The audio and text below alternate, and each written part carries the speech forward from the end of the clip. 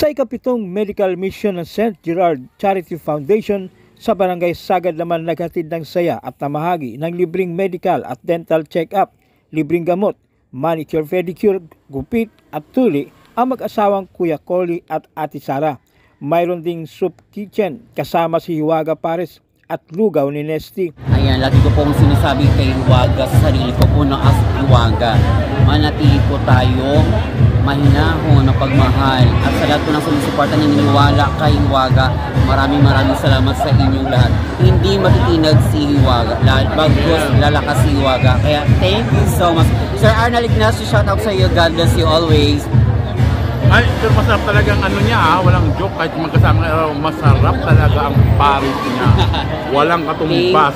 Tunay na masarap. Namigay rin ng dalawang patrol vehicles para sa mas epektibong pagronda ng mga barangay official sa komunidad.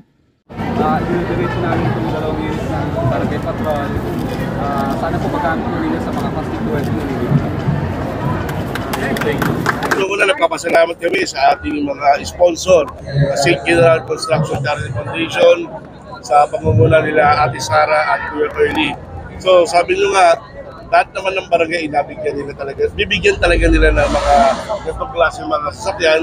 Isa na namang matagumpay ang medical mission na isinagawa sa Barangay Sagad dahil masasabing one that hits home, kung saan namulat sina Ate Sara at Kuya Collie sa paglilingkod. Bilang mga batang Pasig, nakita nila ang hirap at kakapusan ng kapwa Pasigenyo. Bali pang 7 na namin ngayon at very warm, katulad po ng ibang mga barangay po na pinuntahan namin. Very warm po ang pag-welcome nila sa amin at masaya po kami. At katunayan, nung pagbaba ko dito sa pagbaba namin dito sa Sagad, nakita ko agad yung school kung saan ako nag-aral. Sagad High School, dito pa ako nag-aral ng high school hanggang second year high school. Bago po lumipat ng Kulyat High School. So, very memorable po sa akin ang lugar po na ito. Ibanda kagad, nakakatuwa. So, umikot na kami at ang mga tao dito sobrang warm talaga. Lahat na nakikihay, nakikipagkamay. So, yun. Nagkwento nga ang asawa ko tungkol sa naging buhay namin. Hindi yun maalala mo kaya. Totoo po yun.